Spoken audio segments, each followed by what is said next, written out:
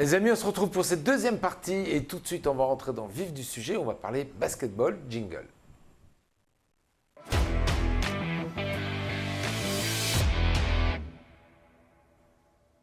Baptiste, on parle de basket, on va parler avec toi. Bernard, tu interviens bien évidemment dès que tu veux. Et SQBB a fait un énorme coup dimanche après-midi. Je te l'avais dit vendredi dans l'émission Moi que aussi. le SQB allait être capable de s'imposer, c'est chose faite. Bon, c'est fait peur, on a quand même été jusqu'en prolongation. Mais voilà, victoire 93-86. C'est le principal, c'est que le SQB s'offre une victoire de prestige face à un des gros prétendants de la montée avec le Champagne Basket. C'est un succès qui est également très très bon pour la confiance. Et je pense que le SQBB est devenu la bête noire de cette équipe de Châlons. En 3 rencontres, 3 fois, les Saint-Quentinois les ont battus. On rappelle un peu le niveau de Châlons quand même, le budget, le niveau, d'où ils viennent, où Alors, ils vont. ils ont un budget qui est largement supérieur à celui du Saint-Quentin Basketball. Ils ont passé des années et des années entières dans l'élite du basket français. Ils sont redescendus il y a 2 ans maintenant. L'année dernière, ils n'ont pas réussi à remonter. Cette année, ils ont vraiment aligné le chéquier pour essayer de remonter. Quand on voit l'armada de cette équipe de Châlons, ça peut faire peur, mais en tout cas, ça n'a pas déstabilisé les Saint-Quentinois. Alors c'est le principe du basket, mais on a un certain nombre de nos joueurs, en tout cas j'en pense déjà à un, qui a quitté SQBB pour aller là-bas du côté de Châlons. Lionel Godot, exactement. Lionel Godot qui a forcément, et ça le titillait, c'est de faire une grosse perf face à nous. Mais nous, en échange, nos 2 anciens Chalonnais, en la personne de Mathis Dossouyovo et de Jérémy Enzeli, ils ont fait les... Ils viennent de là-bas. Ils viennent de là-bas, ils ont vraiment fait un très gros match. Et je sais que ça tenait vraiment à cœur à Mathis de faire une grosse prestation. Il finit MVP de la rencontre avec 32 d'évaluation et 27 points. Ça a vraiment été un des artisans de la victoire, même si pour moi, Jérémy Enzeli, c'est lui qui donne la victoire au Saint-Quentin Basketball en toute fin de match. On va l'entendre tout à l'heure, je crois, parce qu'il était exactement. dans la salle de conf de presse. On peut dire en tout cas que les 3 sont ravis, puisque Godou, il a retrouvé l'ambiance du Palais des Sports. Et quelle ambiance dans le Palais des Sports, on en parle dans quelques instants. Et puis, les 2 arrivants, ils ont découvert que Châlons, c'est Châlons, mais Saint-Quentin, c'est Saint-Quentin. Voilà. Alors sur les 3, je pense qu'il y en a un qui est déçu, parce que Lionel Godot aurait bien aimé repartir avec la victoire quand même. Je pense. Certes, il a retrouvé son Palais des Sports, bien qu'il n'ait eu pas le meilleur des accueils, mais ça, en tout cas, c'est les supporters saint-quentinois qui sont comme ça, on les connaît. C'est normal. Mais voilà, les 2 ex-Chalonnais ont fait un très gros match, et ça, c'est tant mieux pour le SQBB. Allez, on va d'abord aller du côté de la salle de conf de presse pour écouter la réaction de Julien, forcément satisfait quand même de cette rencontre. Alors, on l'a connu un peu plus dur avec ces joueurs. Là, franchement, il leur a donné beaucoup de crédit. Allez, on y va, on l'écoute. C'est vraiment une très très belle victoire dans une salle magnifique. On a vu un match de qualité et on a su aller le chercher alors qu'on était en retard au score dans les dernières minutes du temps réglementaire. Ce soir, vraiment, je donne beaucoup de crédit à mes joueurs pour la façon dont ils se sont battus, dont ils se sont accrochés, parce que le niveau d'intensité physique était très très fort. Et c'était à un moment donné un peu mal embarqué. Donc il a fallu beaucoup de mental, d'agressivité jusqu'au bout. Mathis Dossouyovo fait un match énorme offensivement et même défensivement. Chapeau à lui, je sais que ça lui tenait à cœur d'être bon ce soir et il l'a été de façon intelligente. Mais c'est un match qui peut être... on verra les conséquences de ce match-là, mais c'est intéressant. C'est intéressant de voir Jérémy qui lutte un petit peu depuis le début de saison, clairement nous gagner le match. Donc j'espère que ça va le lancer et on a eu beaucoup de bons passages de plusieurs joueurs. On a montré qu'on était collectif et qu'on était complet. Voilà, je pense au passage de Lucas Boucaud au 3e quart-temps, il est décisif, défensivement et dans l'attaque de certaines. Alors, il fait bien maintenant ce qu'il sait faire et il a su être décisif à un moment donné. Voilà. Donc vraiment grand coup de chapeau. Medvin Aginsa, même si les stats ne le montrent pas, il est en train de monter en puissance, très clairement. Nous on le voit au quotidien. On aurait aimé utiliser Loïc Schwartz un peu plus, mais une décision arbitrale nous l'empêche. Et c'est bien dommage. Mais oui, on a un groupe complet.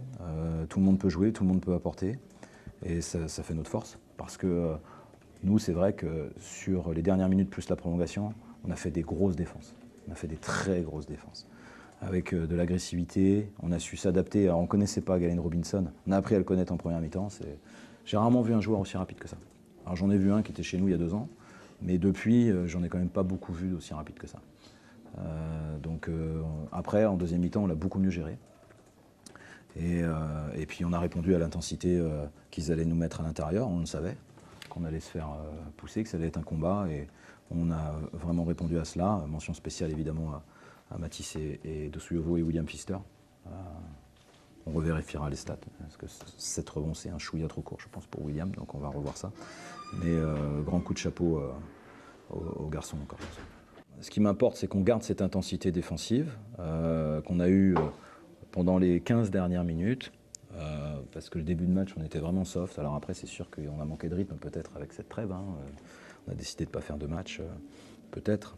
Mais oui, après, on va progresser. On va progresser. Et puis chaque match a sa vérité. C'est sûr que ici, on a un soutien quand même qui est incroyable. Ce soir, c'est magnifique de jouer dans ces conditions-là. J'espère que vraiment les joueurs, je pense, ont adoré ça. Parce que, comme je le disais à vos confrères, je pense on est l'une des seules équipes de Pro B à jouer à 6, quoi. Vraiment, on joue à 6. Donc c'est très bien. Et parfois, jouer à 6, ça ne peut pas faire de mal, compte tenu de certaines choses qui se passent sur le terrain. Donc c'est vraiment merci au public, parce que leur appui a été fondamental. Ils n'ont pas lâché aussi quand on était en difficulté à la fin du match. Et ça fait plaisir d'avoir un public qui connaît le basket et qui sait que tout est possible encore.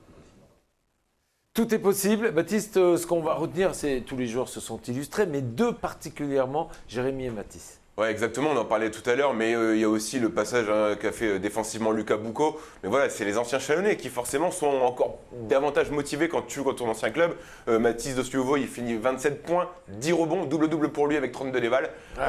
Et Jérémy, qui était un petit peu dans le doute depuis le début de saison, il est sorti du creux de la vague pour vraiment, alors je le répète, et Julien le disait également, pour les donner la victoire juste avant la prolongation et dans l'extra time, comme on dit. C'est lui qui décoche le gros shoot.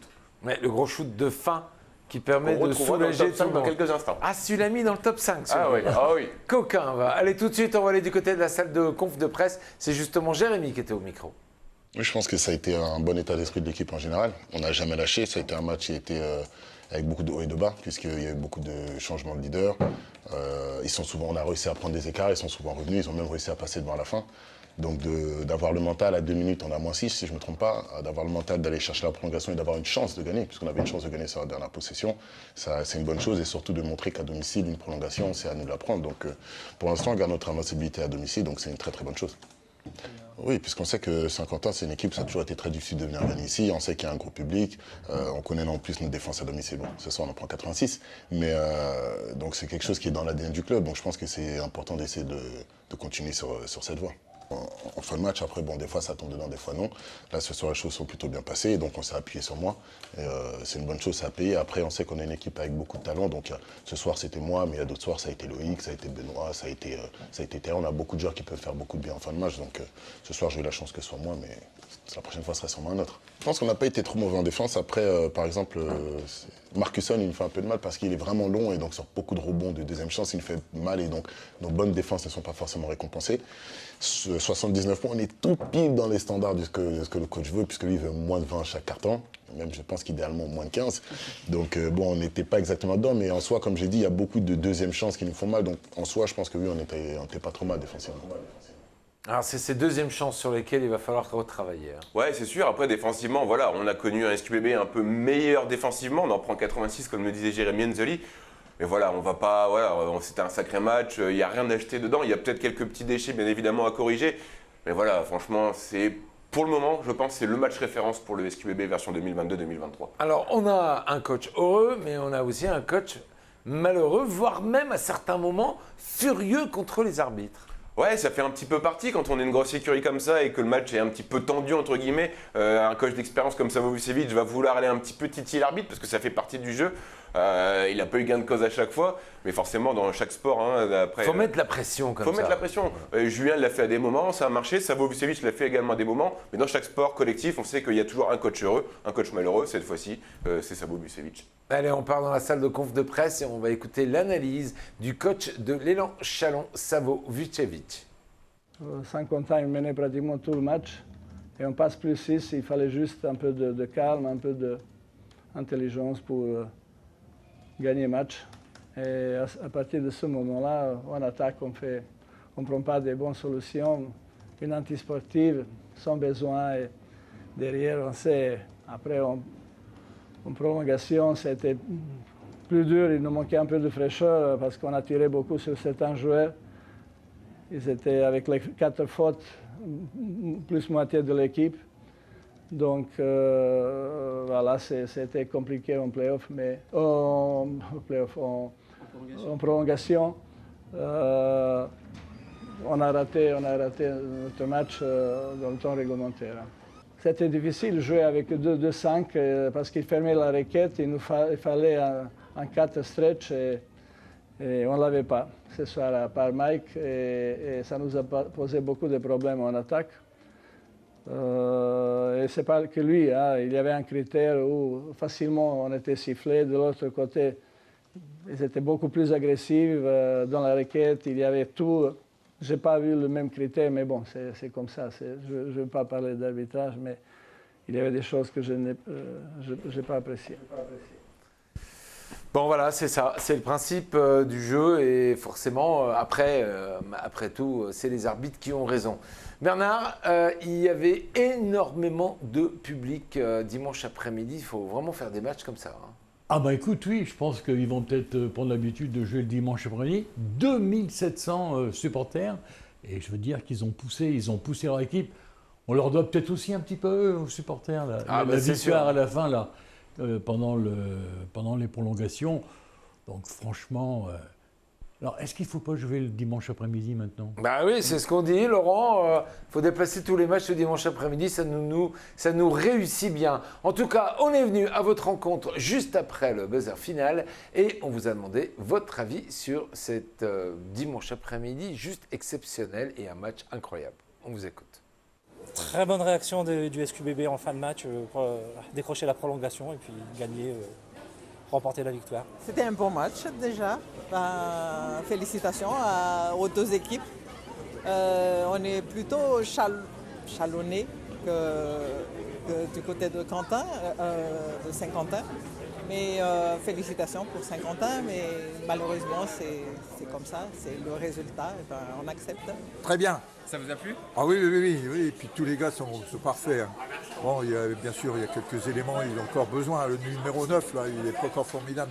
Mais il a lancé tout, s'est lancé franc, impeccable. C'était super. Moi, tout ce que je vous conseille, c'est d'aller regarder les SQBB parce que c'est les meilleurs, tout simplement. À un certain moment donné, on se disait tout était perdu, mais alors ils ont super bien joué. À la fin, ils ont tout éclaté, c'était vraiment extraordinaire, un super match. Il était magnifique.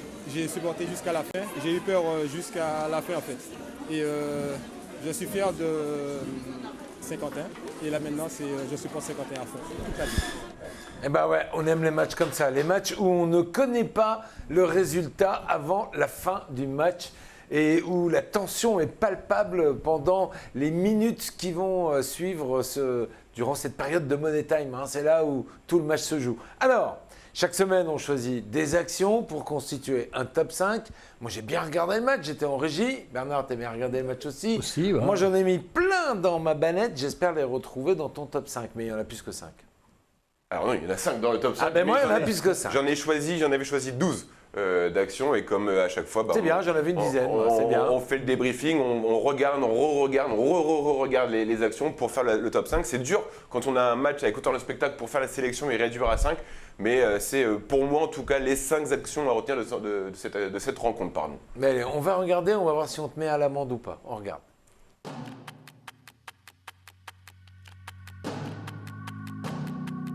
Lucas Bocco pour leur mise en jeu avec Schwartz.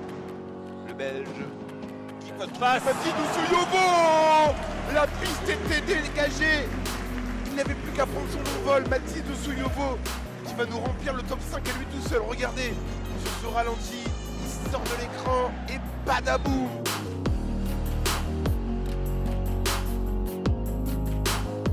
Voilà, perd le ballon Allez, fuyant. Est-ce que les Saint-Quentinois vont emballer cette fin de première mi-temps avec Benoît Gillet? Je pensais qu'il allait allumer. Mais Terrell Gomez, lui, il va dégainer. Badaboum. Ça c'est fait. Mister Terrell Gomez.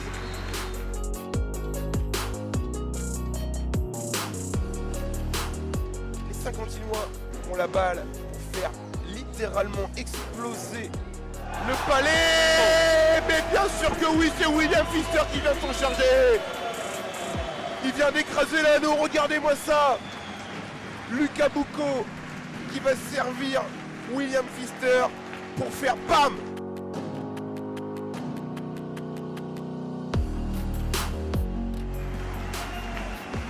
Quel match! Quel match!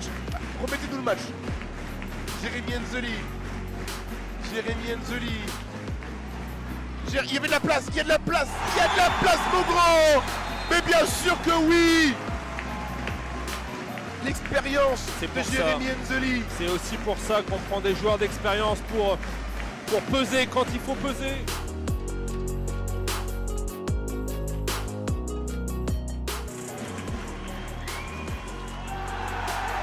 Ballon perdu. Et ben voilà, je pense qu'on peut le dire. Saint-Quentin va s'imposer et on fait le spectacle en plus. Bada bada bada bada boum. C'est ça qu'on aime.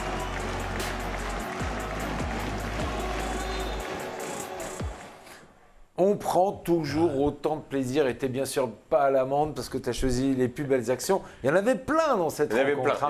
On a pu voir la rediff hier soir sur notre antenne, il n'y avait pas de foot, donc on pouvait se permettre de voir la rediff.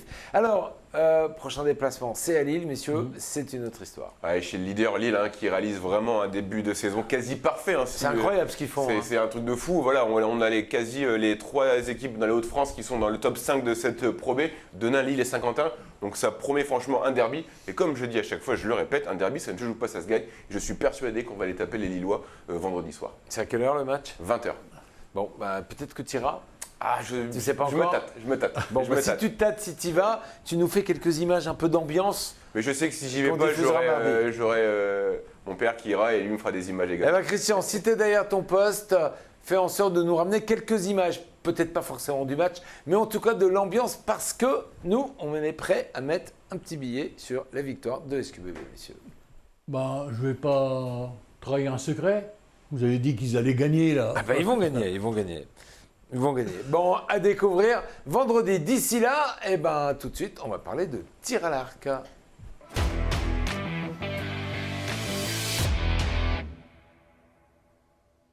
Bernard, le prochain sujet, il est pour toi, pas parce que c'est un événement odorant, mais parce que ça fait partie de l'histoire de Saint-Quentin, cette manifestation sportive. Oui, tout à fait. C'était la 20e édition. D'ailleurs, ils l'ont fêté. Ils ont fait une tarte au maroilles avec des bougies dessus. Merci Carmen. Ouais, voilà, merci Carmen. Et puis c'est vrai, bon, et ça, tous les ans, ça monte. Là, il y avait, je crois, 450 tireurs qui étaient venus de partout. Du nord de la France, de Paris, de partout qui étaient là. Puis franchement, 450 tartes que Carmen a fait avec sa... Je ne sais jamais le prénom de sa coéquipière. Et puis aussi son mari. Il faut les faire, les 450 tartes. Il faut les faire. Il faut les faire cuire. Parce que tu as une personne au four, il n'y a personne qui a le droit de toucher au four, c'est le mari de Carmen. Et donc, c'est lui qui enfourne les tartes au maroilles. Alors ça, c'est pour la partie culinaire, mais pour la partie sportive? Ah, pour la partie sportive, oui, il y a du monde. Et on voit les gens, ils sont là, ils se font plaisir. Tu vois, c'est pas une compétition, on ne marque pas de points. On repart avec des grammes de maroilles. Mais on marque quand même des points par le nombre de flèches qui touchent. Chaque flèche, c'est 1 gramme de maroilles. Voilà. Et donc, on cumule les flèches qui arrivent dans les cibles. Voilà, c'est ça? à fait. Bon, ben voilà. Eh ben, dis donc, il en fallait des flèches pour obtenir une tarte aux maroilles, alors? Oui, je sais pas. On n'est allé que samedi. Dimanche, on n'a pas pu y aller. Mais déjà, samedi, ça... Comment dirais-je, il y avait beaucoup de monde, il y avait puis de l'ambiance, et puis maintenant c'est festif, ils sont déguisés. Tu vas voir, on a interviewé des gens, il y a de tout. Eh ben, on va y aller. Allez, vous aimez le maroilles, vous aimez le sport, c'est le tir au maroilles, c'est une spécialité de chez nous. On regarde. Je la remets dans le four. 7 minutes, c'est parti. Après une année compliquée, le tir au maroilles fait son grand retour. Licencié ou non, l'événement était accessible à toutes et tous pour une édition particulièrement spéciale avec plus de 460 tireurs au total. On fête cette année les 20 ans de notre tir au maroilles. On a commencé en 2002.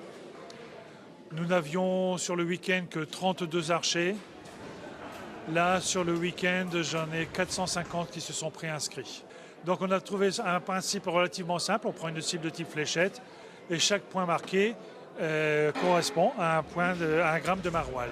On ouvre ce tir aux non licenciés, ce qui est rare dans les tirs, même les tirs particuliers. Nous, on l'ouvre aux non licenciés ou aux débutants. On les fait simplement tirer à 15 mètres.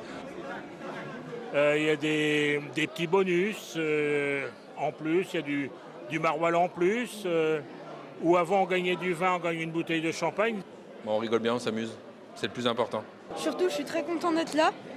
C'est ma 2e année au tir à l'arc et puis j'aime bien le tir à l'arc. Je suis venue faire le tir au maroilles pour m'amuser et pour faire mon premier tir. Et en 19 ans, les 19 premières années, on a distribué 5,5 tonnes de maroilles. Les gens viennent, ils sont 1 ou 2 du même club qui viennent voir un peu de ce qui se passe. Et l'année suivante, ils sont 7, 8, 10. Et le record qu'on a cette année, c'est le club de Noyon. Ils vont venir demain matin, ils sont 44 archers sur le même départ. Le record donc est détenu par Vincent Nevers qui vient de nous gagner du sucre. Ça va le changer. Son record est donc de 2 kilos sur un seul tir. Cette 20e édition du tir au maroilles était l'opportunité pour les amateurs de tir à l'arc de passer un moment festif entre amis. Certains ont pu découvrir la pratique, d'autres ont profité de l'occasion pour se régaler. C'est un trésorier, un organisateur heureux que vous avez devant vous. Eh ben voilà, eh ben merci en tout cas à eux. Très belle manifestation, plutôt festive, plutôt odorante, hein, comme on disait, mais de très bon enfant. Ouais, mais c'est très bien. C'est spectaculaire. Et là, on a l'odeur. Eh ben ouais. Allez, on va changer totalement de cadre et de style. On va partir en plein air. Ça va être jingle athlétisme.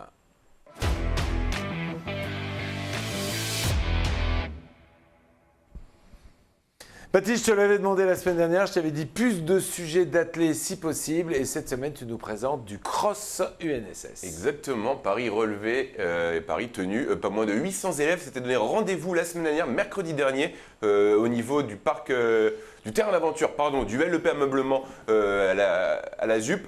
C'est un cross de bassin UNSS qui est qualificatif pour le prochain échelon départemental, régional, puis national.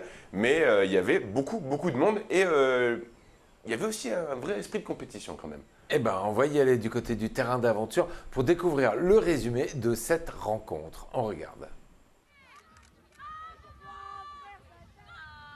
Mercredi 16 novembre dernier, le district N UNSS organisait un cross à destination des différents établissements du département.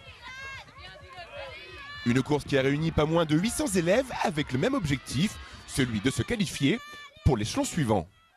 Aujourd'hui, on fait le cross de bassin UNSS, c'est-à-dire qu'on regroupe les élèves du bassin de Chauny, Ternier et les élèves du bassin de Saint-Quentin.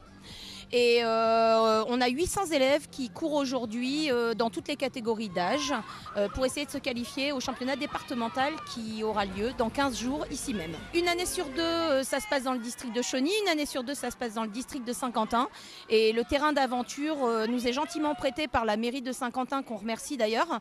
Et de ce fait, c'est un lieu qui se prête au cross, donc on utilise cette infrastructure.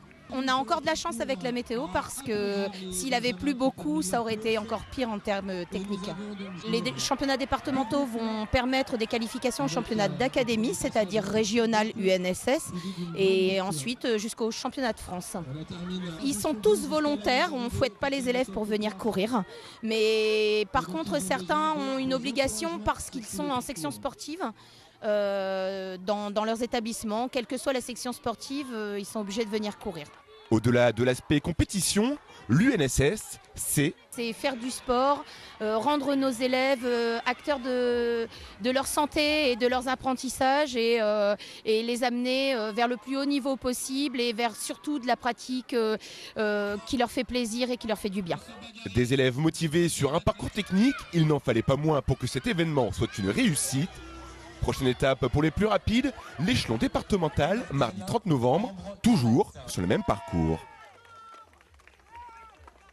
Merci Baptiste, je ne vais pas faire l'affront de te demander les gagnants par catégorie et par école et par bassin. Mais je peux te le dire, je pourrais te le dire dans 15 jours parce que je vais peut-être retourner faire l'échelon départemental et peut-être que je pourrais te donner les résultats de la course précédente. On va attendre que ça égrène un peu. En tout cas, merci et bien évidemment, on retourne du côté de l'athlète dès qu'il y a de l'actualité. Tout de suite, l'actualité, l'émission se termine par les résultats. Jingle.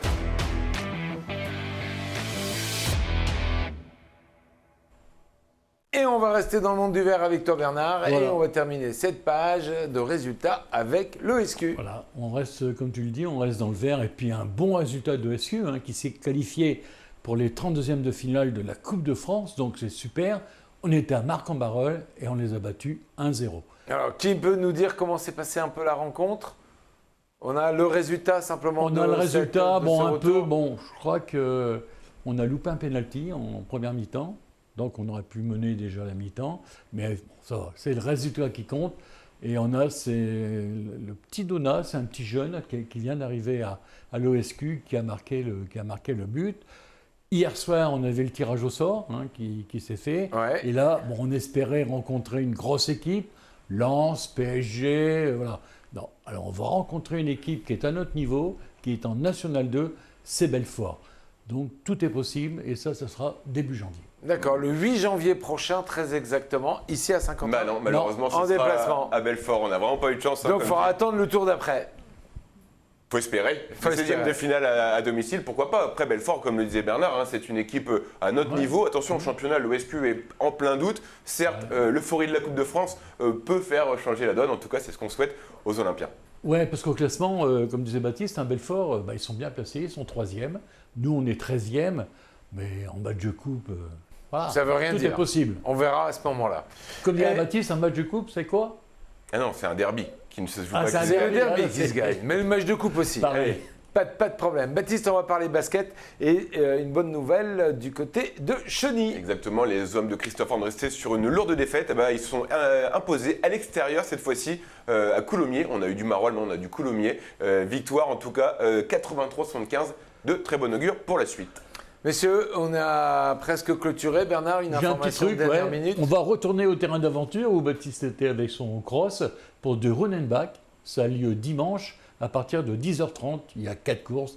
Et on commence bien sûr avec les enfants à partir de 10h30. Et après, c'est les adultes. Eh ben, on aura l'occasion de vous inciter à nouveau vendredi de participer à cette Run and Bike. Allez, tout de suite, on termine cette émission. Merci Baptiste de ta présence. Merci Bernard. Je vous souhaite à tous les deux une belle soirée sport puisqu'on va tous forcément se mettre devant nos écrans pour regarder l'équipe de France. En attendant, je vous propose juste à la fin de cette émission de retrouver les journalistes sport du groupe Russell. Donc ça rejoint aussi bien La Voix du Nord, Les Nouvelles, Le Courrier et l'ensemble des autres rédactions, le Paris-Normandie par exemple, pour découvrir notre magazine Parlons Mondial. Alors, vous n'allez pas pouvoir le voir intégralement ce soir parce qu'il dure 1 heure et les chroniqueurs débattent autour de ce qui va se passer ce soir. Mais en tout cas, vous pourrez le retrouver après et vous pourrez aussi le retrouver demain. Mais un petit quart d'heure pour voir quelle est l'ambiance du côté de la presse locale, de la presse de la grande région et quel est le point de vue de ces spécialistes. Ça fera pas de mal. Et puis on se donne rendez-vous à 20h pour la rencontre. Et cette fois-ci, c'est pas sur notre antenne, mais c'est comme ça. C'est ça. C'est le foot. Messieurs, merci à tous les deux. Merci à Kevin en régie. Merci à tous ceux qui ont travaillé d'arrache-pied sur ce week-end et sur cette journée pour vous préparer l'ensemble de ces sujets. J'espère que vous avez passé un bon moment en notre compagnie. Demain, on se donne rendez-vous à partir de 18h. Notez que HPS fait son retour à 18h30 et on terminera la journée par Passionnément. Allez, bonne fin de journée à tous. Et puis n'oubliez pas, demain, 19h15, nous y retournerons du côté du Palais des Sports pour le Champions League de tennis de table. On espère qu'ils vont pouvoir passer cette deuxième tour. Allez, passez tous une excellente soirée et comme on dit, allez les Bleus. Portez-vous bien aussi. Non mais portez-vous bien, mais allez les Bleus. Portez-vous bien en bleu. Portez-vous bien en bleu. Allez, c'est parti. Bye bye.